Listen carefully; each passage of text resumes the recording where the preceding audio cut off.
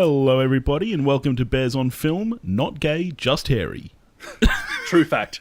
Some people are mildly confused about the title, aren't they? Yeah. It's probably not the clearest title. I mean, we're both super large and super hairy, but most people think that we're super gay. And as some listeners would be aware, clearly I would turn for Ryan Gosling. I did read that review that was... I would turn for Michael Fassbender. Oh, yeah? I'd turn for Roger Federer. I mean, plenty. So what you're saying is you're not that far off. I feel like at least one of us needs to uphold some people's perceptions of the show. So anyway, I'm your host, Topher. This is my co-host, Billy. Oh, so I'm the co-host now. Interesting. I thought of that a few days ago. I was like, that's going to be great. Drink. If Topher laughs at one of his own jokes... Fuck, we're going to get messy. Alright, so what are we talking about this week, Toph? We're talking about Molly's Game. That's right, directorial debut of Aaron Sorkin. Before we get to Molly's Game, I mentioned this to you during the week. I had a bone to pick with you about our last episode. Oh, yes, okay. So at the beginning of last week, we briefly touched on Darkest Hour, which I'd seen. Which I'm not going to see because it's and period you were like, piece. Period piece, not interested. Yeah. And I was like, yep, I know, whatever. I know what you're going to say. And then I was like, Shape of Water, which you gave 10 out of 10 to. Yeah. Set in 1962. Yeah, you know what the difference is? It's good. As opposed to a film you haven't seen. I mean, not to be racist, but British period pieces just really don't do it for me. We are currently playing England in cricket, so jumping on the Brits is perfectly acceptable. A long way up our list of things to do. That's right. So this week we're talking about Molly's Game, which is the directorial debut of Aaron Sorkin, your mate Aaron Sorkin. My man Aaron. Best known, obviously, is the writer and creator of The West Wing on NBC, and the writer of the feature films such as The Social Network and A Few Good Men. I saw this. I saw Molly's Game at your favourite movie theatre. My favourite cinema, yeah. Yeah, which is one that I'm like, no, I'm not going. It's a dump. How'd you find it? It's terrible. And so I went there for the first time.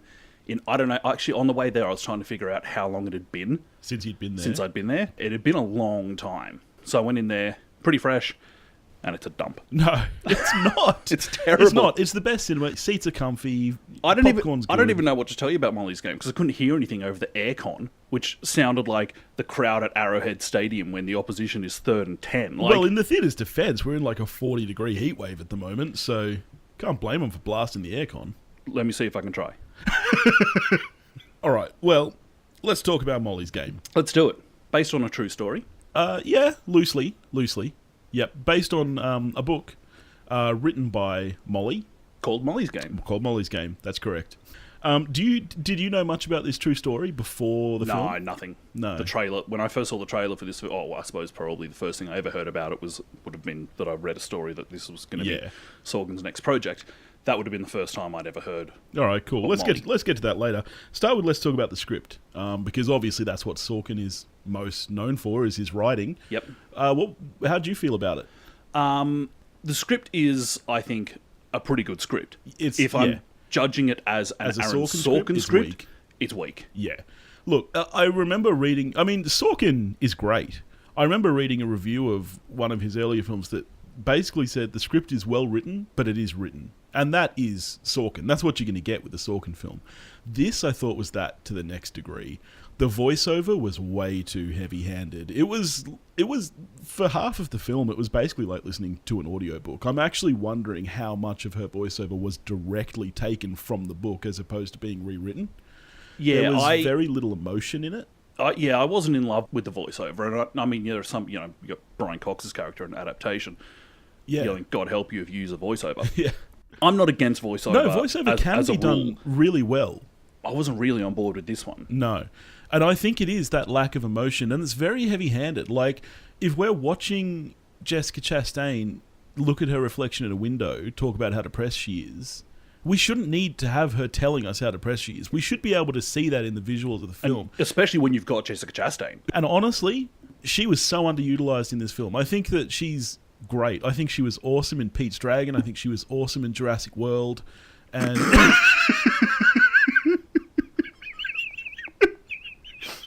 No, I just love to shit though. Obviously, she's not Bryce Dallas Howard.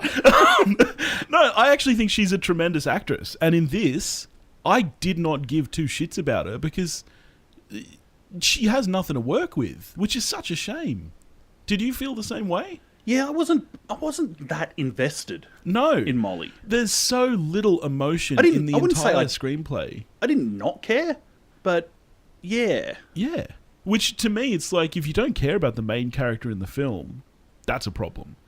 I found that the poker scenes, which are arguably supposed to be the most interesting part of the movie, I couldn't give two craps about. I kept wanting to get back to Idris Elba because he was the most engaging character in the film. I completely agree. Idris is my highlight of the film. Yeah, he was outstanding. Oh, one great little tidbit about that I just love is that Idris Elba's character, the lawyer, works at Gage Whitney law firm. Yep. Gage Whitney is who Rob Lowe's character worked for in West Wing before he came onto the Bartlett campaign. Gage Whitney have also popped up in two other Sorkin shows, both Studio 60 and The Newsroom feature Gage Whitney. So all the little Sorkin desperados in the cinema were like, eh. Look, I mean, Sorkin is a master of dialogue. And when it comes to the dialogue in this film, it's really good. It's witty, it's funny, it's engaging. It doesn't sound like how real people talk, but that's how Sorkin writes. That's fine. Yeah, and that's fine. My problem is that there's so little dialogue in this movie because so much of it is taken up with voiceover, which could have been done in a much different way. There are a few exchanges that are very, very Sorkin. Yeah. And I don't mean that like, oh God, that's a tired old Sorkin thing. I mean that like, I loved it because it was so obviously a Sorkin thing, and I'm like, yay, get it again. But they're kind of few and far between. Yeah. And apart from, I don't know whether this was a writing issue or an editing issue, but I found the structure and the pacing of the film was off as well. You know, we had two openings for this film, basically. There were two cold opens. You start with her skiing accident, and then you go to her being arrested.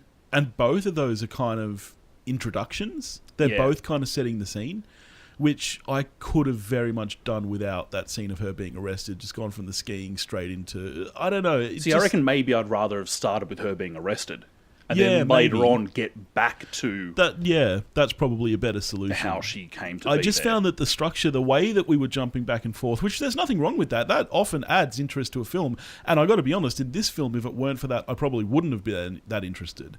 But it wasn't exactly right, I thought. Especially because the voiceover is so heavy-handed in the poker scenes and much, much less so in the courtroom scenes. It really didn't seem to flow very well together. It was almost like watching two entirely separate stories. Yeah. I don't think the poker scenes, like you, are all that engaging. I'm reasonably forgiving of that, though, because it's not like the sequence in Casino Royale where it really is particularly important to the plot. Yeah. The film is not about poker. I mean, to a certain extent it is. And we're not that invested in anyone who's in the poker game. No, but we're not that invested in anybody in the movie. I'm not that invested in Molly either. You know, like, to this film, I found it very, very similar structurally and everything to I, Tonya.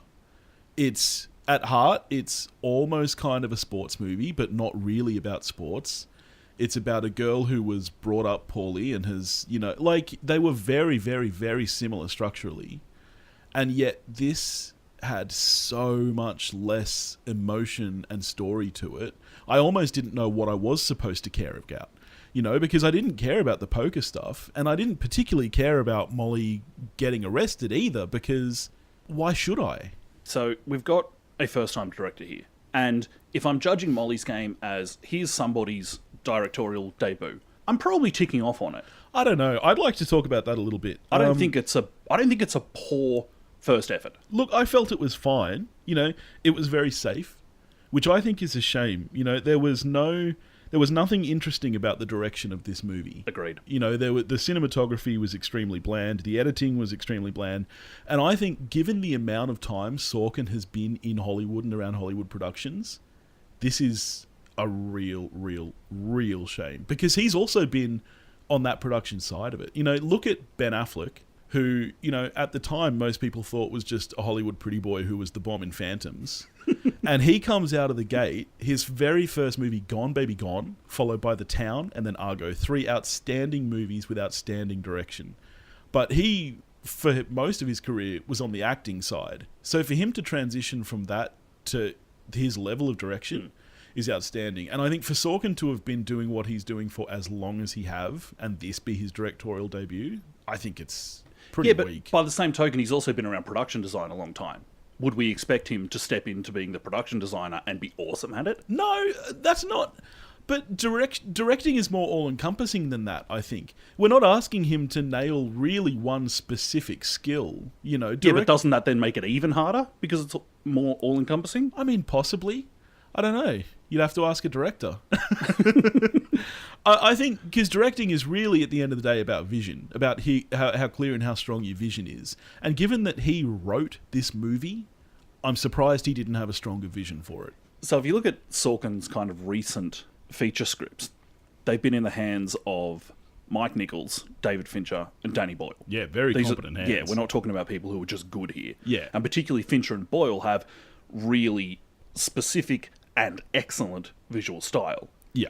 Molly's Game does not. No. And you can't help but reflect on the fact that, okay, we know how good it can be. We've got the evidence. And yeah, I kind of can't help but reflect on the fact that what we're getting here is nothing really interesting. Yeah. Yeah. But, as I say, if it wasn't Aaron Sorkin, if someone just said to me, here's a directorial debut, I wouldn't be upset at it. No, it's not offensive to watch. Like, it's not like you're watching The Room. It's just very safe. There's just nothing interesting or really engaging about it. And I found that kind of across the board. I didn't care about the story. I didn't care about the characters. I couldn't really find much interest. I did care about who was Michael Cera playing. I thought Michael Cera was great. I loved me some George Michael Bluth in this. Yes. And he was one of the few things that made the poker scenes engaging for me. Do you know who he was playing? I know that there is an idea who I'm not sure if we should name because we don't know. Well, I think we should name it because in her book it is named. Oh, it's is Tobey it? Maguire. Okay, I didn't realise it was in the book. Yeah, which is what... So this, I actually found it interesting that in the movie they chose not to name him. I think it makes sense because otherwise you'd be too distracted. If Michael Cera was playing Tobey Maguire, you would be going, this is weird. It would take you completely out of the movie. So I understand why they did that. But yeah, Spider-Man's a dick to people. Apparently far worse than you even see in the movie. Yeah, right. I read a story about him dangling $1,000 chip over Molly's head and making her bark like a seal for it. That's concerning behaviour. Yeah. You know, other celebrities mentioned in her book that don't get as shown in this movie. Leo turned up to some poker games. Yep. Leonardo DiCaprio. Well, he and Tobey Maguire have known each other since they were They're 4-year-olds besties, going to auditions. So Leo apparently wasn't a dick, which is good to hear. Thank Affleck, God, of course, because speaking of people I turn for, yeah, Leo. Affleck, of course, showed up at her poker games. Everyone knows he's a pretty giant poker nut. Yep. Yeah. So I'm not sure that everyone knows. Oh well. If you love Affleck as much as I do, again, we're really not making a good case for us being straight. But if you love Affleck as much as I do, you know he's pretty massive into poker. Well, so let's talk here for a second about the difference between reality and fiction. Obviously, life isn't as interesting as it seems, so you have to add some interest. But did you know that there was never a giant skiing accident that took Molly out of skiing? No. See, because that, to me, is a huge clinch in this film. And that's not true. That just never happened. She quit skiing on her own. She also never had a bad relationship with her father, like is shown in the film, which, again, is a huge plot point in this film. It's, and to me, I guess, seeing this film be nominated for Best Adapted Screenplay, this is when this kind of stuff really bothers me, because it might be a good screenplay, but if you're talking about an adaptation, I don't think it is really that good, because I felt I had the same problem with It this year. I don't know if you've read the book of It by Stephen King, but I'm a huge fan of that book. And honestly, it's a much better movie, but as far as an adaptation goes, if you want a faithful one, go watch the 1990 miniseries, which might be cheesy and corny and outdated, but it's a much more faithful adaptation.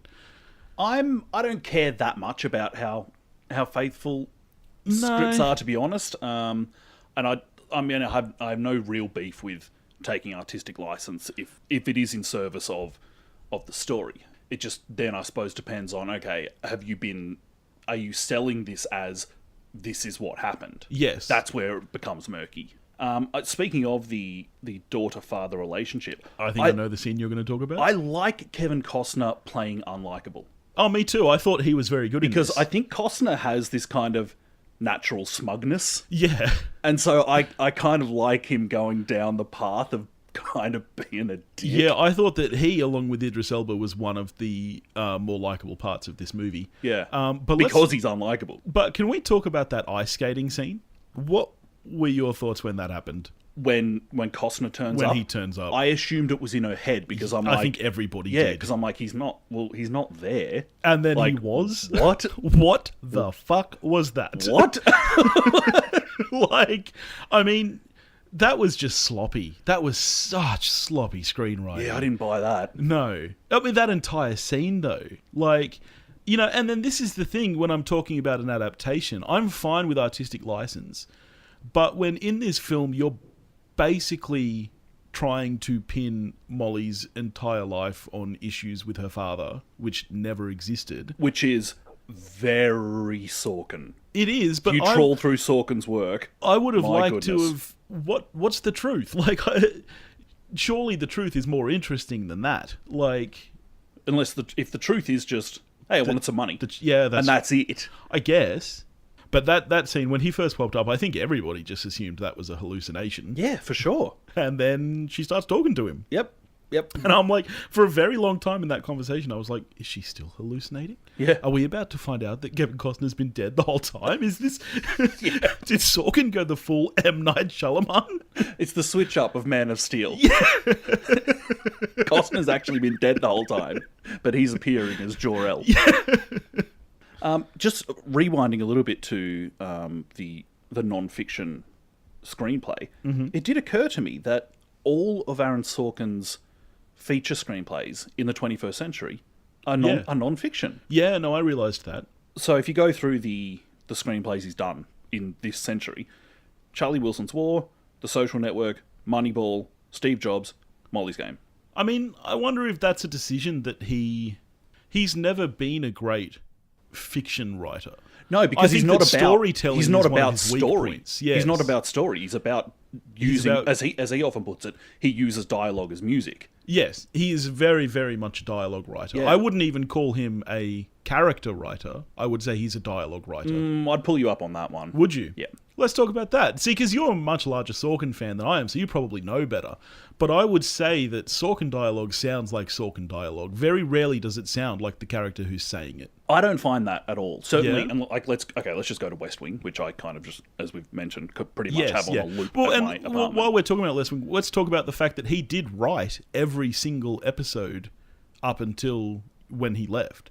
He didn't have a large team of writers, so my understanding is that he was very much in control of that. Yeah, there was a writer's room, but they essentially helped him they might do research, they might come up with plot or something, but for almost every episode of the first 4 seasons, it is written by Aaron Sorkin. Yeah. Which is just a staggering output. Especially when you consider the first season, he was also writing Sports Night still. Oh, barely. I will cut you. No offense to Sport Night. Sports Night's great. Oh, it's fine. Sports Night's great. Once they come to their senses and lose the laugh track. And that's not a slight on it. I was going to say, there are some good sitcoms you're saying it's just a sitcom. Look, I love sitcoms, but I mean, I wouldn't say that the writing in it is especially strong. It is. It's great. And I'll kill you. Okay, all right. We get it. But no, okay, so getting back to what we were saying about characters, there are things that, for instance, Rob Lowe will say in West Wing, that if you showed me that line, I'm like, Sam Seaborn is the only person saying that. Yeah, but you've seen the show so many times that you've probably memorised the entire screenplay. I have. Yeah, so if you saw a line, so that's not really a fair kind of No, but I'm not saying I know that Sam says that. I'm saying only Sam would say that.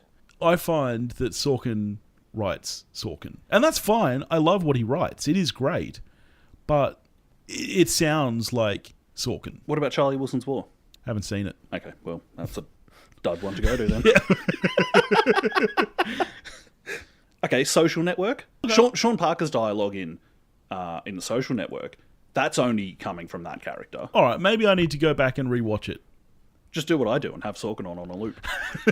Look, so overall, I guess this movie's fine.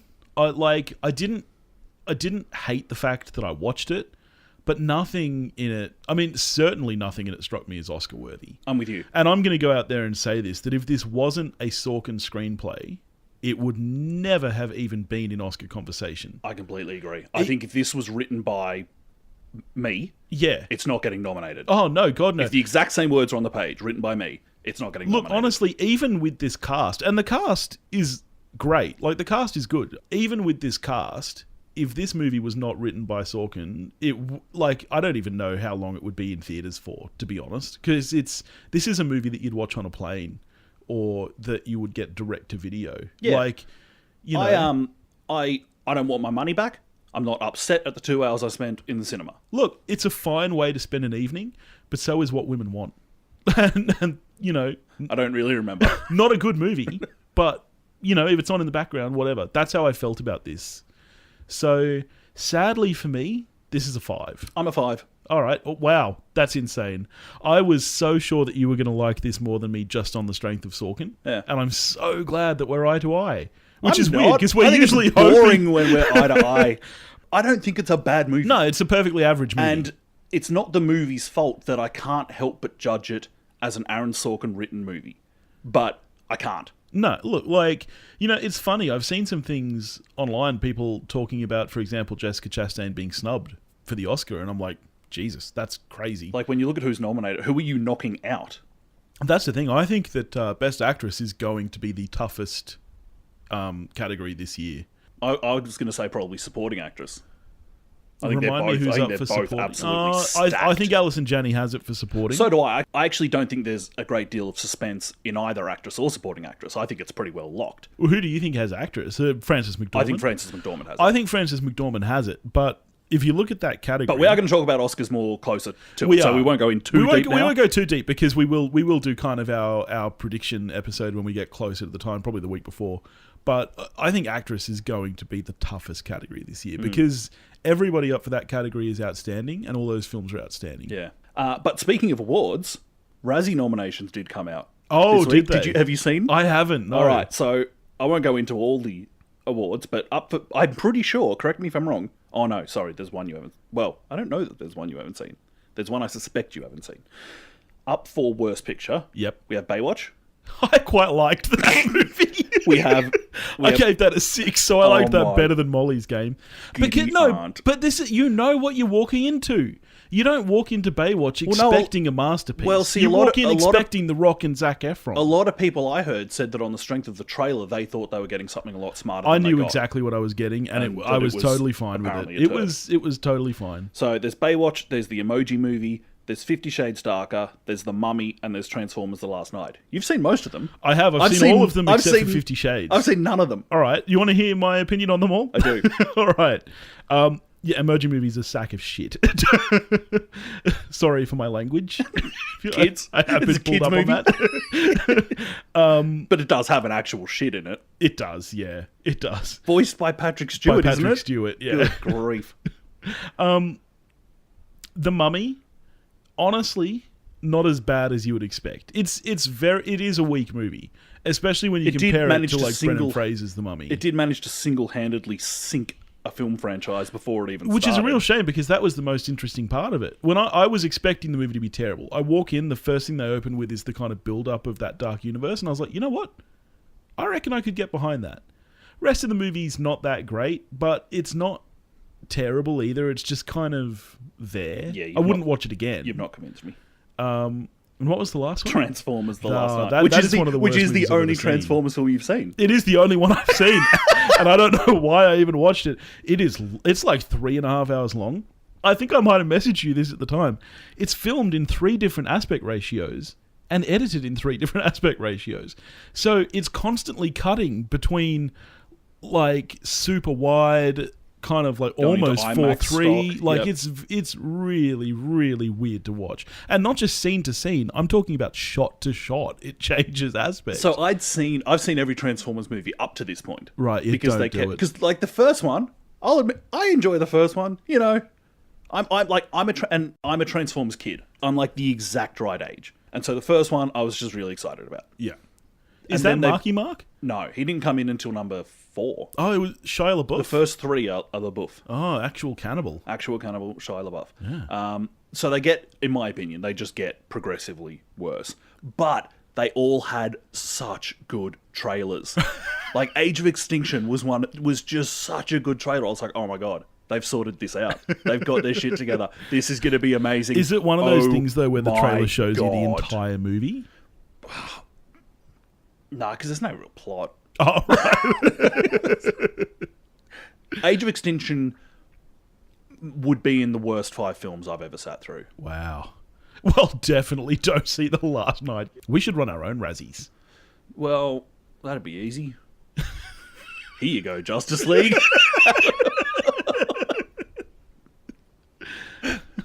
So, yeah, you've not. I'm not going to join you in watching Baywatch or The Mummy.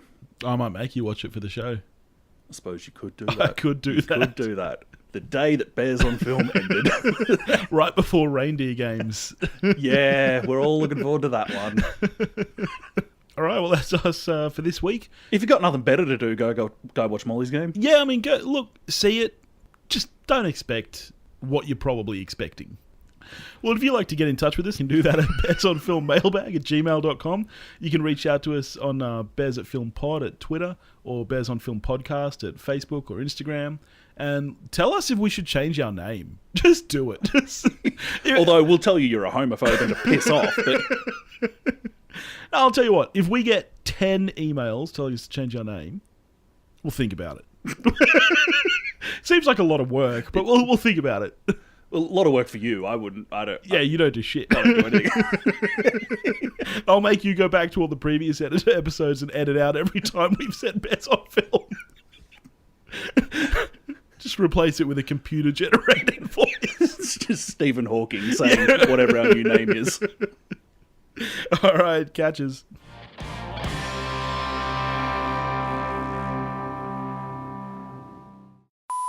Shoutouts this week go to the guys over at the Varmints Podcast. If you want to hear some awesome animal stories, then check them out. Also to our friends Paul and Wayne over in Perth at the Countdown TV and Movie Review Podcast. If you're not already listening to those guys, then you're the one who's fucked up. So do that. Hey, my name's Paul, and I'm not an animal expert. I'm Donna, and I'm not an animal expert either. And together we do a podcast about animals called Varmints. Every week we pick an animal, do a bunch of research on it, and bring you some interesting facts about that animal. But we don't stop there. We talk about that animal in movies, TV, and other pop culture. And we talk about whether or not that animal would make a tasty dish, and how intelligent we think it is on the scale of 1 to 10. It's exactly like one of those fancy PBS nature documentaries.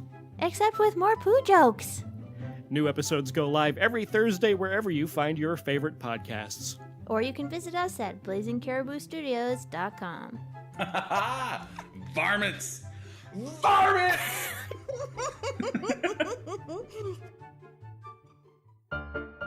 Your guide to cinema etiquette from the Countdown Movie and TV Reviews podcast. Tip 43.